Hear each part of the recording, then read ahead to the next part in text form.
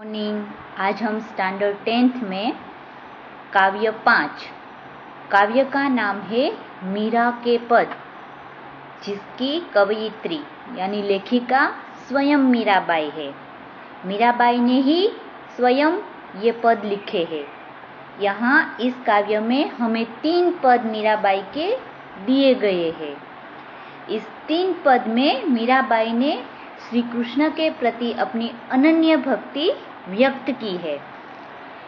तो मीरा के पद काव्य का प्रकार भी पद ही है। इस काव्य का प्रकार पद है। तो हमें पता ही है कि मीराबाई है वो बचपन से ही श्री कृष्ण से उसे अत्यंत लगाव था। वो श्री कृष्ण भगवान से अनहद भक्ति प्रेम में डूबी हुई थी।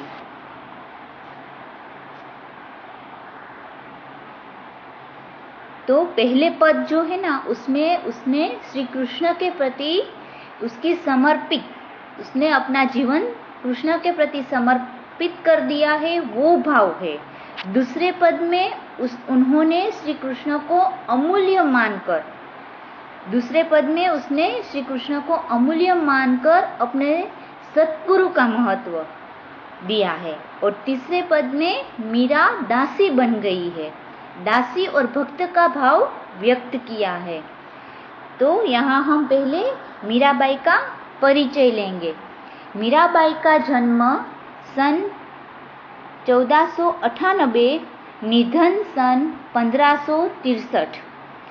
श्री कृष्ण प्रेम की अनन्य गायिका मीरा का जन्म मेड़ता, जिलो जोधपुर के निकट कुड़की नामक गांव में राव रतन सिंह राठौर के यहाँ हुआ था। तो जोधपुर जिला का जो कुड़की नामक एक छोटा सा गांव है, वहाँ उसका जन्म हुआ था। 2 वर्ष की उम्र में उनके दादा दुदाराव उन्हें मेड़ता ले गए, क्योंकि मीरा की माँ का देहावसान हो गया था। तो बचपन में ही उसकी माता की मृत्यु हो गई थी, इसलिए उसके दादा के साथ वो पली बड़ी थी। दुदाराव स्वयं वैष्णव भक्त थे। उसके दादा है वो वैष्णव श्री कृष्ण के भक्त थे। उस परिवेश के प्रभाव स्वरूप मीरा बचपन से ही कृष्ण भक्ति की ओर उन्मुख हो गई। तो दादा की प्रभाव के कारण बचपन से ही मीराबाई कृष्ण भक्ति की तरफ मुड़ गई। उन्मुख हो गई मीन्स के उसी की तरफ वो मुड़ गई। इनका ब्याह राणा सांगा के ज्येष्ठ पुत्र कुंवर भोजराज के साथ हुआ था। राणा सांगा का जो बड़ा पुत्र था भोजराज, उसके साथ मीरा की शादी की गई थी। विवाह के 7 वर्ष बाद भोजराज का स्वर्गवास हो गया। तो 7 साल के बाद ही, जब उसके विवाह के 7 वर्ष के बाद ही उसके पति का अवसान हो गया। अब वे अपना अधिकांश समय सत्संग एवं पूजा पाठ में बिताने लगी। तो उसने तो बचपन से ही मीराबाई ने श्री कृष्ण को ही अपना पति मान लिया था, मगर फिर भी उसकी शादी भोजराज के साथ की गई। भोजराज के मृत्यु के बाद वो एकदम भगवान भक्ति में लीन हो गई। भगवान की पूरे दिन वो भक्ति ही करने लगी। श्री कृष्ण की पूजा पाठ उसमें ही अपना जीवन वो व्यतीत करने लगी। पारिवारिक यातनाओं से व्यथित होकर विरक्त हुई मीरा तथा पहले वृंदावन, फिर जब वो कृष्ण भक्ति करती थी तो उसको परिवार में बहुत उसको यातना दी जाती थी, उसको दुख दिया जाता था, क्योंकि मीरा की भक्ति उसकी सास को, उसके जेठ को, किसी को पसंद नहीं थी। तो इसलिए उसे यातना देते थे, उसे बहुत दुख देते थे। तो वो दुख के कारण पहले वृंदावन और बाद में द्वारिका चली गई, जहाँ जीवन के अंतिम समय तक रही। या अंडरलाइन करना। तो ऐसा माना जाता है कि मीराबाई ने अपना अंतिम समय कब बिताया, MCQ में पूछा जाता है। तो आपको लिखना है कि वो अपना अंतिम समय उसने द्वारिका में बिताया था। मीरा रचित मीरा पदावली, खास अंडरलाइन करो यहाँ, के नाम से प्रकाशित रूप में प्राप्त है। मीरा ने जो भी पद रचे हैं ना, वो किस नाम से प्रकाशित है? तो मीरा पदावली। अपने आराध्य गिरिधर गोपाल की विलक्षण रूप छटा के प्रति उनकी अनन्य आसक्ति अनेक भावधाराओं में बह चली है। उसके जो मीरा पदावली है उसमें सारे पद उसने श्री कृष्ण के प्रति उसकी अनन्य भक्ति उसने व्यक्त की है।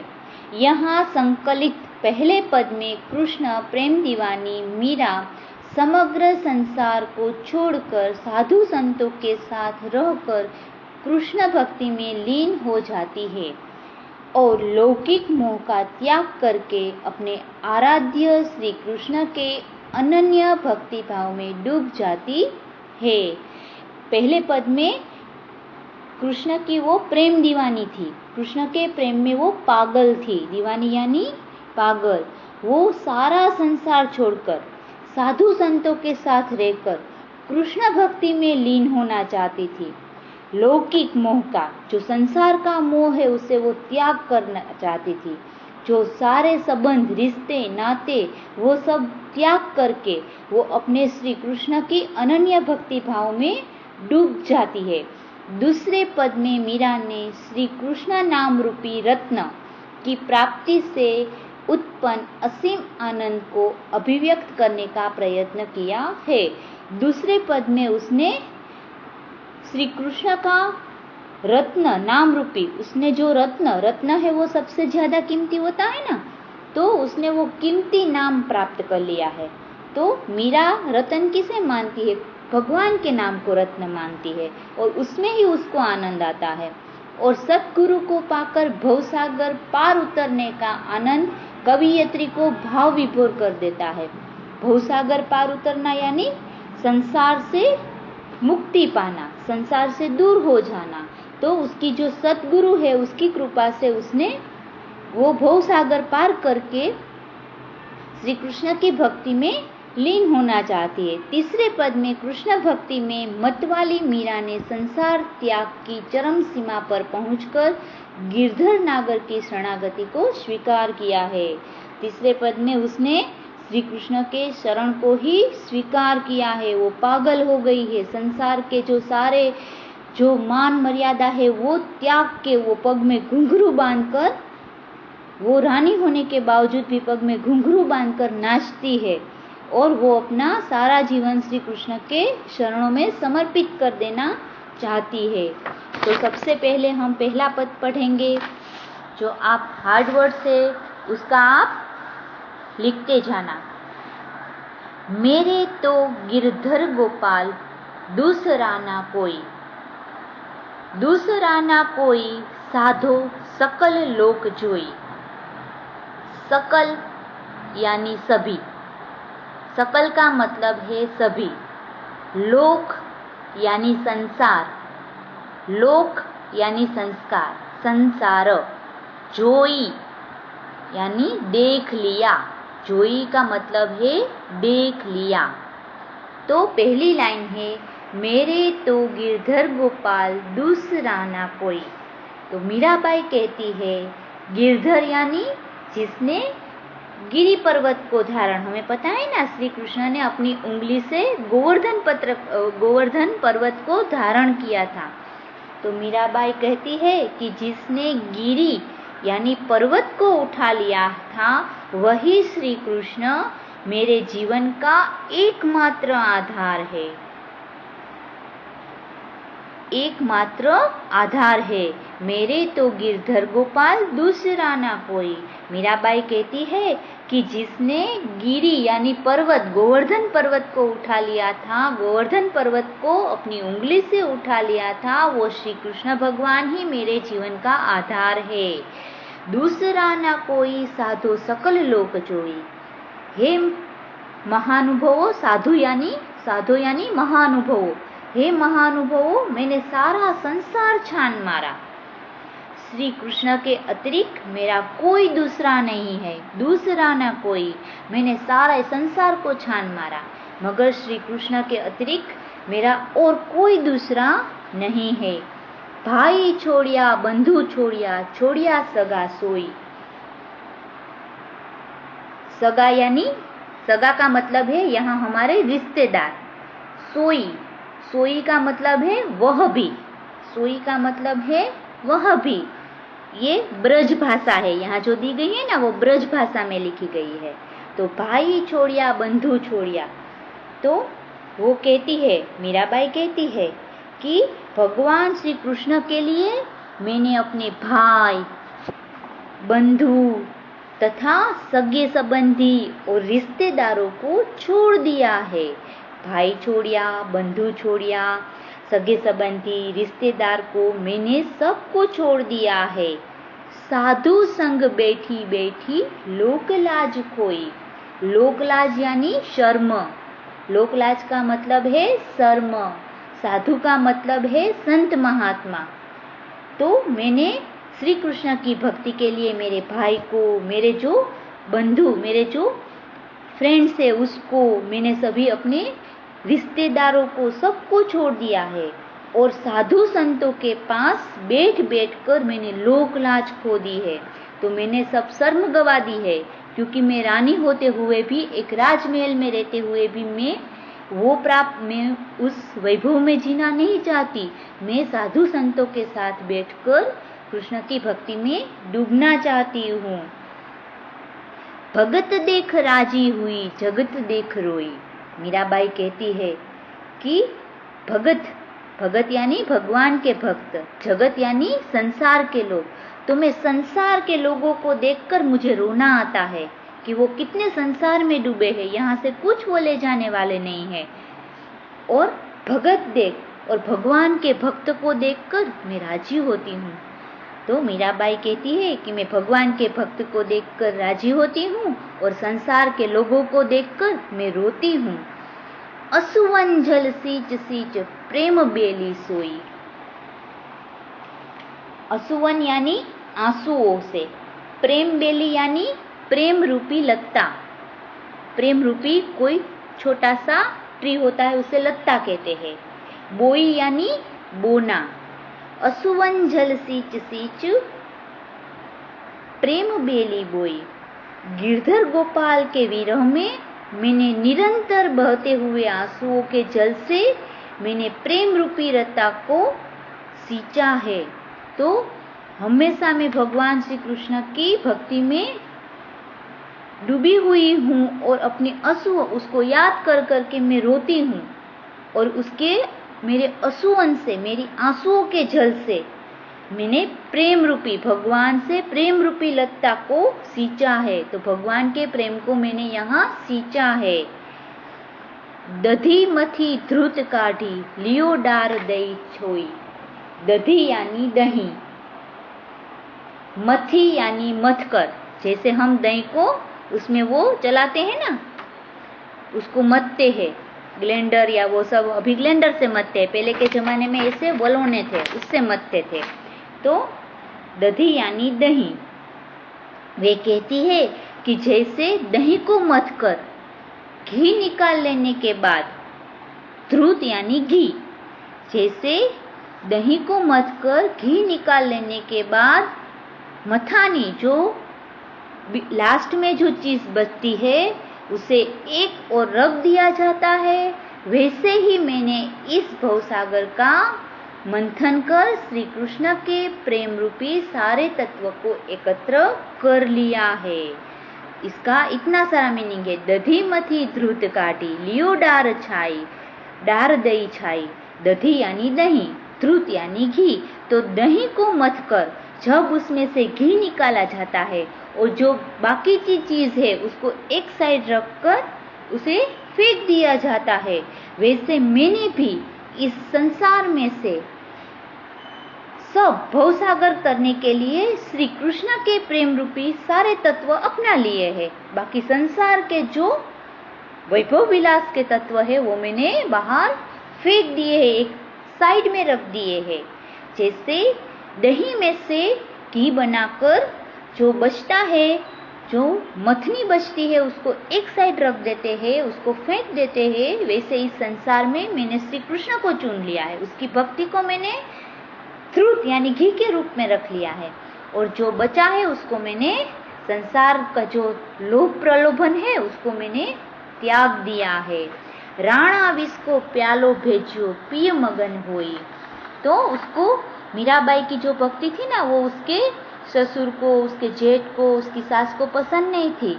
तो मीराबाई कहती है कि राणा ने तो उसके जो जेठ थे उसने उसको जहर का प्याला भेजा था। मीराबाई कहती है कि राणा ने तो जहर का प्याला भेजा था, पर उसे भी मैंने खुशी खुशी पी लिया, क्योंकि वो राजमहल में रहती थी। तो उसके ससुर और उसकी सास, उसकी जेठ को लगता था कि ये हमारी आबरू गवाई, ये साधु संत के साथ रहती है मीराबाई, तो इसलिए हमारी आबरू है वो, हम राजघराने के हैं, तो ये साधु संतों के साथ रहती है तो अच्छा नहीं है, इसलिए उसको मारने के लिए जहर का प्याला भेजते हैं। तो मीराबाई वो भी खुशी खुशी पी लेती है। अब तो बात फैल गई जाने सब कोई। तो मीराबाई कहती है कि श्री कृष्ण की प्रेम की मैं दीवानी हूँ ना, ये बात तो सारे संसार को पता चल गई है। अब तो बात फैल चुकी है, सबको जानकारी हो गई है कि मीराबाई है वो श्री कृष्ण के प्रेम में पागल है। मीरा राम रगन लागी होनी होई सो होई। तो मीराबाई कहती है राम लगन लागी यानी भगवान से लगन लागी, होनी यानी होनी, होनी का मतलब है होनी, होई सा होई, जो होना हो वो हो, होई सा होई इसका मतलब है जो होना हो वो हो। राम लगन यानी भगवान से लगनी लगना, होनी यानी होनी, होई सो होई इसका मतलब है जो होना हो वो हो। तो मीराबाई कहती है कि अब तो भगवान से उनकी लगन लग गई है, अब जो होना होगा वही होगा, जो होगा वो मुझे कुछ परवाह नहीं है। मीरा तो श्री कृष्ण के प्रेम की दीवानी बन गई है। अभी दूसरा पद, पायो जी मैंने राम रतन धन पायो। पायो यानी पाया, रतन यानी जो बहुत मूल्यवान होता है उसे रत्न, वो मूल्यवान होता है। तो पायो जी मैंने, तो मीराबाई यहाँ कहती है, मीराबाई कहती है कि मैंने ईश्वर रूपी रत्न प्राप्त कर लिया है। सब लोग क्या प्राप्त करते हैं? रियल में रत्न और सब अपनी तिजोरी में रखते हैं, पर मीराबाई का रत्न कौन है? भगवान रूपी धन। तो मीराबाई ने ईश्वर रूपी रत्न प्राप्त कर लिया है, भगवान रूपी रत्न प्राप्त कर लिया है। वस्तु अमोलक दी मेरे सतगुरु, कर कृपा अपनायो। अमोलक यानी अमूल्य, दी यानी दिया, कृपा यानी कृपा, अपनायो यानी अपना लिया, स्वीकार कर लिया। तो मीराबाई कहती है कि मैंने तो भगवान रूपी रत्न प्राप्त कर लिया है, मेरे सतगुरु ने वस्तु अमोलक दी मेरे सतगुरु, कर कृपा अपनायो। मेरे सतगुरु ने मुझ पर कृपा करके यह अनमोल रत्न मुझे दिया है। ये अनमोल जो भगवान रूपी रत्न मुझे मिला है ना, वो मेरे सतगुरु की कृपा से मिला है। जन्म जन्म की पूंजी पाई, जग में सबे खोवायो। पूंजी यानी धन, पूंजी का मतलब है धन, पैसा। सबे यानी सब, खोवायो यानी खो दिया। तो मीराबाई कहती है कि मैंने यह अनमोल रत्न अपना लिया है, मैंने जो ये अनमोल रत्न अपना लिया है, तो जन्म जन्म की, मैंने अपने इस जन्म की नहीं, सारे जन्म का पैसा मैंने अपना लिया है। तो मैंने इस संसार में अपनी लाज त्याग दी है, जन्म जन्मांतर की मैंने अपना सारा पूंजी यानी पैसा मैंने जमा कर लिया है। खर्चे नहीं कोई चोर, न लेवे दिन दिन बढ़त सवायो। खर्चे, देखो खर्चे यानी खर्चे, लेवे यानी ले, बढ़त यानी बढ़ती है। तो खर्चे नहीं कोई चोर न लेवे, ये ऐसे पैसे हैं जिसको खर्च, जितना खर्चते हैं उतना बढ़ता है। हमारे पैसे कैसे होते हैं? हम उसको खर्च करते हैं तो वो घटते हैं, मगर मीरा ने जो रत्न पाया है ना, वो कैसा है? वो भगवान का भगवान रूपी भक्ति का रत्न है, वो खर्च करती है उसको तो वो बढ़ता ही जाता है। कोई चोर चोरी भी नहीं करता और दिन दिन बढ़ते जाता है। जो भी जितना खर्चती है वो उतना, ऐसा उसने रत्न पाया है। देखो मीराबाई ने कैसा धन पाया है, तो वो खर्चती है तो वो दिन ब दिन बढ़ता जाता है, ऐसा धन है उसके पास। कोई चोर है वो चोरी भी नहीं करता है। सत की नाव खेवटिया, सतगुरु भवसागर तरी आयो। खेवटिया यानी जो नाव चलाने वाला होता है ना, उसे खेवटिया कहते हैं। भवसागर यानी संसार रूपी सागर। तरी यानी तैर कर पार करना। तो यहाँ मीराबाई कहती है इतना ही नहीं, तो वो इससे मीराबाई कहती है कि सच्चाई की नाव पर, सत्य की नाव, सत्य यानी सच्चाई, सत्य की नाव पर मीराबाई कहती है कि सत्य की नाव पर वह सवार होकर उसके सतगुरु, नाव चलाने वाले कौन है? जो उसे सही रास्ता, भगवान सतगुरु है, उसके खेवनहार, नाव चलाने वाले सतगुरु रूपी खेवनहार के साथ इस संसार रूपी सागर को उसने पार कर लिया है। मीरा खुश होकर अपने भगवान कृष्ण का गुणगान करती है। वो कहती है कि सत की नाव खेवटिया, सतगुरु भवसागर तरी आयो। तो मीरा ने कहती है कि मैं अपने नाव पर, संसार रूपी नाव को मैं अपने सतगुरु की कृपा से तैर जाऊंगी और भगवान रूपी नाव में मैं चढ़कर भगवान की भक्ति में लीन हो जाऊंगी। मीरा के प्रभु गिरधर हरि हरखी हर जस गायो। हरखी हरखी यानी खुश होकर, जस यानी यश। तो मीरा है वो खुश होकर भगवान श्री कृष्ण के गुणगान करती है। तो दूसरे पद का मतलब है कि मीराबाई कहती है कि उसने भगवान रूपी रत्न प्राप्त कर लिया है। ये रत्न उसने उसके सतगुरु की कृपा से प्राप्त हुआ है और उसने ये जन्म जन्म की पूंजी यानी पैसे, धन इकट्ठा कर लिया है। इस एक जन्म का नहीं, कितने सारे जन्म होंगे तो ये पैसा उसने उसके लिए इकट्ठा कर लिया है। मगर ये धन ऐसा है जो मीरा खर्चती है ना, तो वो कम नहीं होता है, बढ़ता जाता है। कोई चोर भी उसे चोरी नहीं करता है, इतना अमूल्य धन है। और मीरा है वो अपनी सतगुरु की कृपा से नाव में, इस संसार रूपी नाव में बैठकर संसार रूपी भवसागर को तैरकर श्री कृष्ण की भक्ति में अपने गुरु की कृपा से वो संसार को तैर गई है, यानी उसने संसार को छोड़ दिया है और वो खुश होकर भगवान श्री कृष्ण की भक्ति करती है। अभी तीसरा पद, पग घुंघरू बांध मीरा नाची रे। पग घुंघरू, तो पग यानी पैर। तो मीराबाई भगवान श्री कृष्ण के प्रेम में इतनी दीवानी हो गई है कि वो पैरों में घुंघरू बांधकर नाचने लगी है। लोग कहे मीरा भई बावरी। भई यानी हो गई, बावरी यानी दीवानी।